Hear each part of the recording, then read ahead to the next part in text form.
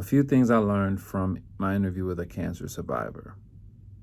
Number one, have good people around you, especially when you're going through tough spots in life. Your community is everything. Number two, keep a positive perspective.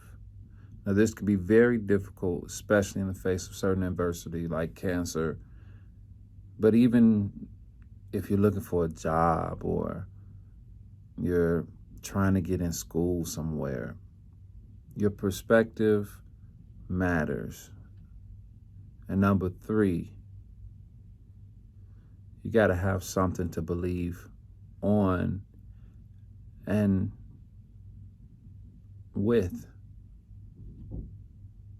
You got to have a reason to trust that things are going to work out for you. This is a deep interview, but I hope you enjoy it. Ladies and gentlemen, cancer survivor, dope conversation with Miss Pam Jackson.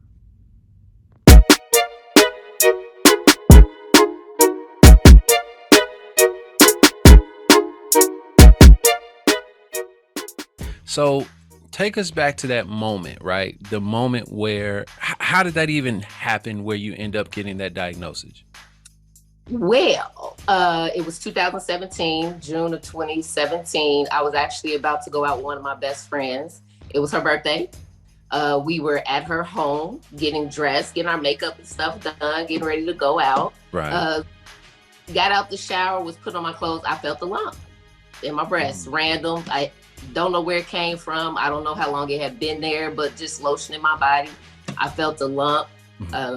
Decided I wasn't gonna say anything that night because I wasn't for sure. And I'm not one of those people that panic. You don't know what it is. It could be anything. So that was a Friday night. After that, I made appointments to get a mammogram. Of course, you have to get a referral first, which I think is crazy because that takes time. Yeah. If you have an issue, you should be able to go. But that's a whole nother thing. But basically, I felt the lump and started going through the process of, like I said, getting a referral, getting a mammogram. And that process from when I felt the lump to when I actually got a call from the doctor saying, hey, we need to come in here and discuss what's going on, was probably 3 or 4 weeks. Wow. That whole process. And that was, June, my friend's birthday is June 24th. So it was around that time. By the end of July, I had gotten a diagnosis that it was actually malignant. No history in my family whatsoever of any of this. So that was all shocking. But I'm a positive person. You'll probably hear me say that like 100 times tonight. I'm a positive person.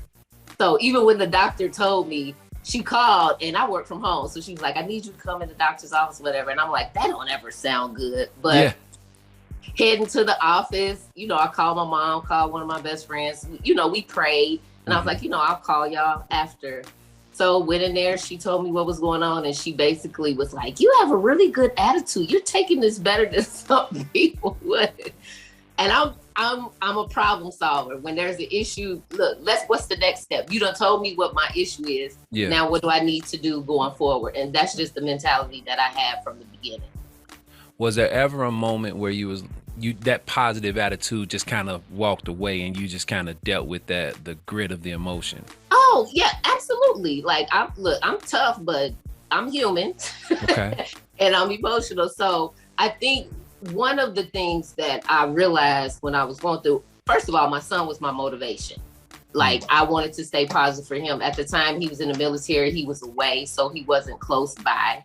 Okay. So having to call him and even sharing that news with him over the phone was kind of tough. And of course he was positive as well because he knows how I am. So we got through it. I was sad having to tell him, but again, he knows who I am. His mom has always been super positive. Like I said, I've always been that positive friend, the strong person. Hey, we're going to figure this out. I've always had that attitude about anything that I do. So that was my mentality. Like I said, I had a couple moments where I cried about it, but I was like, you know what? You stronger than this and you're going to figure it out. So. Wow. That's amazing. So where does that strength come from? I've noticed women in general are just stronger than men. I'm not sure if that's a fact or not, but it seems to be just what it is. But it's something Right. about Black women, and there's a strength that seems to come with being a Black woman. Do you recognize that, and where does that come from? You know what? As a single mother, I was always like, I can't say I don't have it. I can't say I can't do it. I got to figure it out to take care of my kid. That's where I feel like the majority of my strength comes from. And just, not wanting to fail at anything, and not saying that I haven't, but just having that mentality. My parents are very strong-minded people, set goals. And so I've always had really good role models to follow. So it's just in me. The negativity that anger and all that stuff brings, it just brings you down. Yeah. In my opinion. So. Yeah. No, that's real. That's very real. So did that diagnosis push you into the fitness realm, or were you already doing that? I was, it's so crazy. I was already doing fit off and on for years. I mean, I played some sports in high school, but there's a level of vanity that goes with that. Mm-hmm. So, wanting to look a certain way, but also like once you're getting to that point and feel like, oh, I look nice, I feel amazing, all of those things. So even when I was going through my treatment, my doctors laugh at me. I was going Orange Theory 4 or 5 days out the week during chemo. Okay. Still working out. But honestly, the doctor said because of the physical condition that I was in, it definitely helped with my treatment and how I responded to the treatment.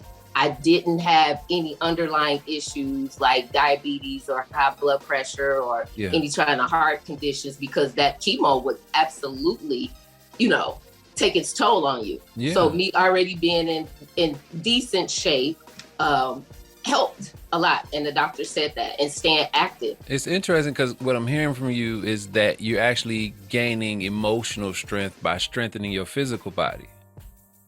Both. Yes, absolutely. I already had a strong mind, but that even with having a strong mind, like, hey, you need to get up, you need to move around, you need to do something, stay active. And it made a world of difference. If I'm not mistaken, I saw some pictures where you actually had to shave your hair. I did. Take us back to that, because I am married to a Black woman. I have a Black mama, I have Black sisters, I have Black nieces, and a Black woman's hair is... It's our crown. Our crown. So what is that moment? Once I found out I was diagnosed with that, at the time, I think my hair was kind of long. I went to the barber and got it cut because I liked short hair. I said, well, while I still could do this, let me get my hair cut. My cousin colored my hair. I was really cute. But then it started falling out. Oh. So I said, you can't control this situation, the whole cancer part of it, but I said I can control how I lost my hair. I didn't want it to completely fall out. I'm looking at it like, So for me, I called my stylist.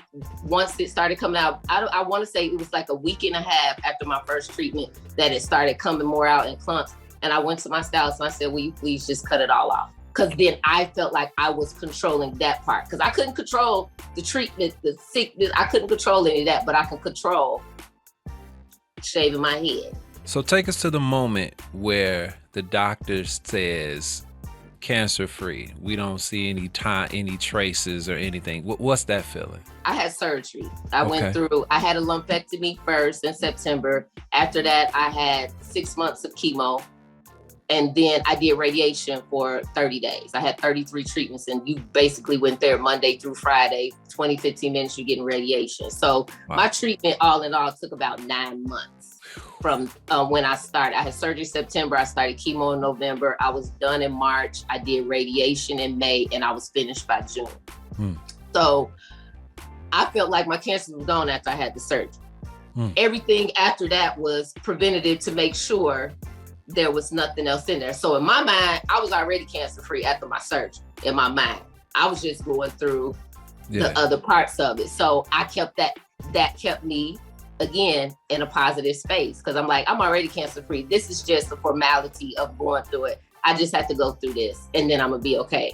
But I already believe that. I don't care what the doctor was gonna tell me. I just already believe that. I want to give you, before we wrap up, I want to give you just a minute to speak to anyone that may have just gotten that diagnosis or is in that 3-4 week waiting phase where you were. Can you just share something with that person? First of all, I say you can't stress about anything that you don't even know. I didn't stress about having a lump. Did it bother me? Absolutely. But I said, I don't know what it is. For all I know, it's a cyst. So why am I going to stress about something until I actually get a result? So immediately that'll put me in a space where I'm kind of calm and I'm going to figure, once we go through everything, we'll figure it out. But for the people out there that is possibly going through this now, surround yourself with supportive people. People that are going to pray for you, people that's going to look out for you. And you'll be amazed at how many people might fall off at this time because it's not even that they don't care. Some people just don't know what to say and how to say it, and it can come off the wrong way. I was fortunate enough to I've known people that one of my best friends passed away from breast cancer, and I had another friend that died from brain cancer. So I had saw how they went through stuff, and I didn't mimic everything, but I definitely took nuggets from what I learned from them and what they went through. And my whole thing was just sharing with people because they don't know. People don't know. When they don't, you fear what you don't know. And even though there was a level of fear with me, again, I just always had this positive attitude, like, look, everything's gonna be okay. I'm a fighter. I'm gonna go down fighting if that's what it is. But surround yourself with positive people. Don't stress about anything until you find out exactly. And don't even stress them, but I know that's virtually impossible to tell people not to stress, but try not to think too hard about it until you hear everything, hear what the scenario is that's going on with you. And just have a positive mindset. Say, I cannot stress that enough. Being positive, staying active, surround yourself with positive people that's going to encourage you and support you. And do your own research. When you go to these doctor's appointments, take people with you, because sometimes you be so much in your head that you're not hearing what the doctor is telling you.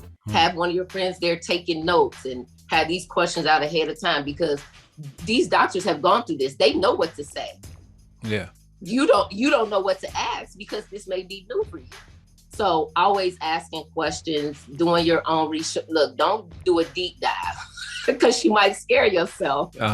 But definitely ask the questions. If you don't understand it, hey, could you explain this to me in a language that I understand, not in doctor's terms? But I just can't stress, the biggest part for me, like I said, is just staying in a positive mindset. I read a lot of self-help books at that time. One of my friends sent me a book that was full of healing prayers that I was able to read every day. I fasted before my actual surgery with a few of my friends. Let me just say, my support system was amazing. Wow. Amazing. My parents did not live here at the time. It was just my friends. My mom did come for my surgery, and she did come for my radiation, but my siblings, they would come in town when they could to help the ones that didn't live here. But for the most part, the majority of my friends really came through for me, and I am forever grateful for them. Yeah. That community is really important. Oh, absolutely. You need it. That's one of the reasons why I wanted to share my story, because when I finally did share it on social media, I was amazed at how many inboxes that I got from people that I had no clue had been going through something similar, or had a family member, and I was able to talk to them. And I had people, again, that I was able to talk to as well, that encouraged me, that shared something that actually eased my mind. So reaching out to other people, there's so many support groups at hospitals, on social media, all of these things. There are resources out there. Use them. Yeah, maybe we'll see if we can find some resources and put some links in, in the bio or descriptions, so we can be in touch and get some information for people. Because, just from listening to you, the community aspect, I think, gets overlooked. It does. And having that other person or those other people to listen with you and to talk with you, I think that's so important. And the second thing I want you to speak on real quick is kind of, when I'm hearing you talk about positive thinking, what I'm thinking is faith. And Absolutely. I heard you talk about, the prayers and things. Can you speak to how important faith and believing was for you in this thing? it was the most important thing. I wouldn't have gotten through this without my faith, not just in God, but in myself and my ability to look past all the bad things and be like, you know what, at the end of this, you're going to come out okay. My father is actually a pastor, so he was praying for me all the time. All right, come on, Bishop. Pastor J, no. Oh. But seriously, like my faith, just having faith, it never wavered. Like I said, you have them little moments where you might be in your feelings a little bit, but it was like, okay, give yourself them 5 minutes to cry about it and then let's go. Well, thank you so much. It's truly been a great time talking with you. And if you're out there, you're listening and you're going through, or you know someone that's going through this process, we're going to do our best to find some links for you, but definitely take advantage of the information that was shared. Find your community, find those people that will rock with you through this, link up with those people, be transparent with them. But above all, keep you a positive mindset. If you have faith as far as you're spiritual and believing in God, then do that. And if that's not where you are, then just try to keep your mind on the positive things as best you can. Fight with the weapons that you're given, and we rocking with you. Thank y'all so much. Thank you, Miss Pamela Jackson. Where can we find you? Appreciate it. You have social media, anything you want to share with the people? I do. My Instagram is pjizzle11, and my Facebook is my name, but I'm sure you'll post that. Definitely. Do you have like a group or something, Facebook group, community? You know what? I have a Team Pam page. I haven't been as active because I do breast cancer walks, and I do actually do breast cancer events. Because of COVID, we haven't really been able to do a lot. Okay. But this year, I'm hoping to get back on track. So I will keep you posted because we like to honor the people that have gone through it, the people that have passed away from it, and the people that are currently fighting this fight. So we always want to support that. Definitely. Well, y'all go follow her, check her out, join Team Pam. Make sure she starts getting more active. So just start sending messages and post it on there and make sure she responds to y'all. Thank y'all so much for checking us out. Another history maker is rocking with us. We'll catch you next time. Peace.